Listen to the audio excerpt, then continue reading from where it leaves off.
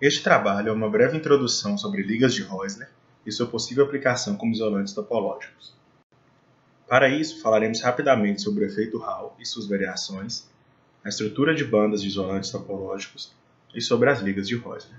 Para começar, no efeito Hall, consiste na geração de uma diferença de potencial transversal a uma corrente elétrica submetida a um campo magnético. Na figura, vemos a acumulação de cargas de um dos lados do condutor devido à força de Lorentz, gerando assim uma voltagem entre os extremos do condutor. O efeito Hall de spin é a separação de spins opostos, gerando uma corrente de spin transversal a uma corrente de carga. Tanto nesse caso, quanto no efeito spin Hall inverso, não se faz necessária a aplicação de um campo externo, sendo o acoplamento spin-órbita responsável pelo espalhamento. No efeito spin Hall inverso, uma corrente de spins produz uma corrente de carga transversal. A primeira medida do efeito spin Hall foi uma amostra semicondutora de arseneto de galho, medida por efeito Kerr, que consiste na rotação da polarização de uma luz incidente devido à magnetização da amostra. Na figura, vemos duas regiões com magnetizações opostas, em lados opostos, o que indica a acumulação de spins nessa região. Para o efeito spin Hall inverso, podemos utilizar medidas elétricas. Na figura, temos 4 terminais perpendiculares, feitos de material condutor com forte interação spin-órbita. O efeito Hall de spin gera correntes de spin, nesse caso, correntes de spins opostos que se anulam, fazendo com que a voltagem medida no terminal transversal seja zero. Introduzindo um eletrodo ferromagnético, é injetada uma corrente spin polarizada, e neste caso, o não balanço de spins gera uma diferença de potencial no terminal transversal, pelo efeito spin Hall inverso. Com esse experimento, podemos também medir o comprimento de difusão de spins, pela distância do eletrodo ferromagnético, que, à medida que L cresce, a corrente de spins induzida se dissipa no caminho, fazendo a voltagem transversal tender para zero. O efeito Hall e o efeito spin Hall possuem análogos quânticos. O efeito Hall quântico, agora para gases de elétrons bidimensionais e submetidos a altos campos magnéticos, faz com que a condutância agora assuma valores discretos. Esse fenômeno pode ser explicado pela quantização de Landau, onde as órbitas dos elétrons ocupam valores discretos de energia, os níveis de Landau. Quando o nível de Fermi aparece entre dois níveis de Landau, os únicos estados de condução possíveis acontecem nas bordas da amostra. O efeito Hall quântico de spin é o análogo do anterior, mas sem a necessidade de um campo magnético. Assim como no efeito Hall de spin, a interação spin-órbita é responsável pelo espalhamento. Este fenômeno é protegido por simetrias de reversão temporal, ao contrário do efeito Hall quântico que, se o movimento eletrônico for alterado, altera-se também o estado do sistema. No caso do efeito spin Hall quântico, esta simetria é protegida. Esta característica resulta em um estado de gap zero nas bordas, com spins opostos propagando-se em direções opostas. Recentemente, as pesquisas em física da matéria condensada buscavam uma nova classe de materiais protegidos por simetria de reversão temporal, como acontece no efeito spin Hall quântico. Esses materiais conhecidos como isolantes topológicos.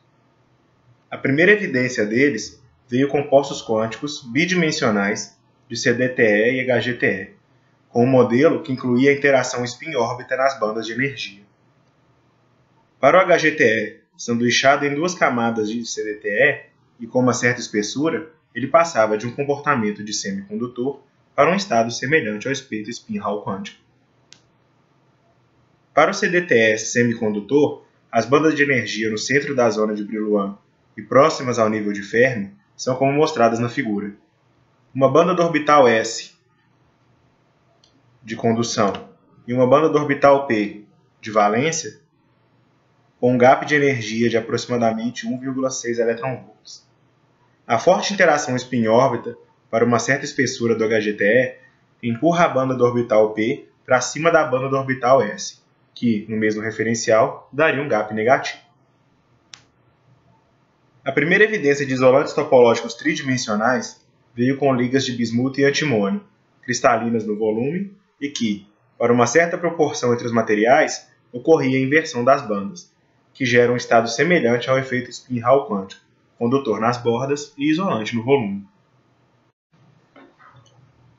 Os isolantes topológicos baseados em bismuto ou antimônio mais telúrio ou selênio são os mais estudados atualmente, devido à estequiometria química de sua composição, gap grande no volume e estados de superfície bem definidos. A figura mostra em A célula unitária de um isolante topológico e em C como ela se organiza alternando seus elementos em camadas quíntuplas. Todos esses compostos ou ligas citados têm em comum a presença de um elemento pesado, geralmente do período 4 da tabela periódica ou superior, por exemplo, antimônio, telúrio, bismuto, etc., exibindo um forte acoplamento spin-órbita, o que contribui para a inversão das bandas próximas ao nível de Fermi, dando comportamento topológico a esses compostos. As ligas de Heusler são compostos ternários, geralmente com estequiometria tipo X2YZ ou 211, e que apresentam grande diversidade de materiais, devido à grande possibilidade de utilização desses diferentes materiais. Geralmente, esses compostos têm comportamento semicondutor, mas também podem ser aplicados em outros campos, como supercondutividade, magnetismo, ferroeletricidade e termoeletricidade. O foco deste estudo é em semiligas de Heusler, que agora possuem estequiometria tipo XYZ, ou 1 para 1 para 1, sendo X e Y um metal de transição ou um terra rara, na classe dos latanídeos, e Z, geralmente um elemento pesado, como mostrado na tabela. Estes materiais possuem geralmente comportamento semicondutor, semelhante ao do arseneto de galho e HGTE. Estes dois possuem 8 elétrons na camada de valência por célula unitária. No caso das semiligas de Heusler, elas possuem 8 ou 18 elétrons na camada de valência por célula unitária, mas agora dividida em 3 elementos ao invés de 2. Como nessas ligas de Heusler há geralmente a presença de um elemento pesado, estes são excelentes candidatos a isolantes topológicos. Diferentemente dos isolantes topológicos de selênio e telúrio, estes possuem uma estrutura cúbica ao invés de hexagonal, que é basicamente uma mistura da estrutura do NaCl com uma estrutura blenda de zinco.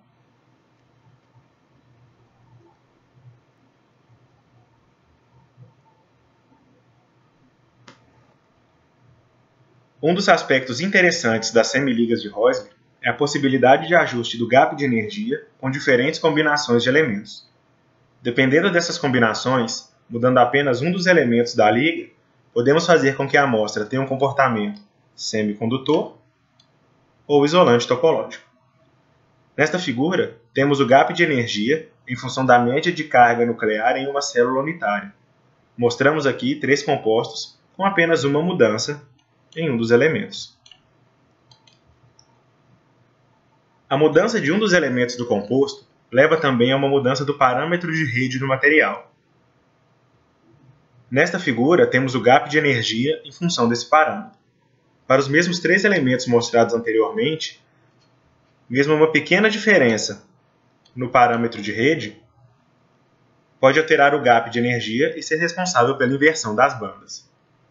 Aqui mostramos por comparação o caso do telureto de cádmio e do telureto de mercúrio, com uma pequena mudança no parâmetro de rede dos dois.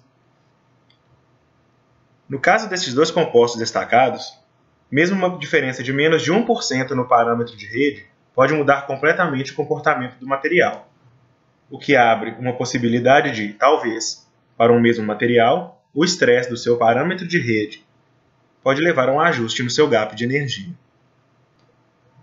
As perspectivas desse trabalho são o crescimento epitaxial de filmes finos de ligas de Heusler para investigação do seu comportamento como semicondutor ou isolante topológico, e, futuramente, a possibilidade do ajuste do seu gap de energia, seja por meio da mudança de um dos elementos ou por estresse no parâmetro da rede cristalina.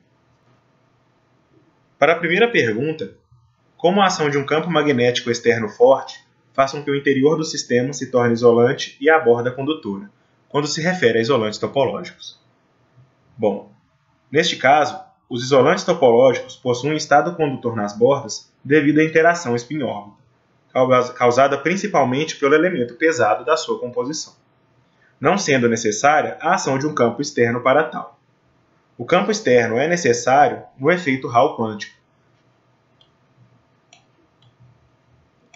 Uma explicação de por que as bordas se tornam condutoras se dá pela quantização dos níveis de Landau. No efeito Hall quântico, se faz necessária a aplicação de um campo magnético. No efeito Hall quântico de spin, que é um estado semelhante aos isolantes topológicos, é necessário apenas o acoplamento spin-órbita. Perguntado se a borda e o bulk não interagem, no caso dos isolantes topológicos, as únicas bandas que se invertem são as de condução e de valência referente às bordas.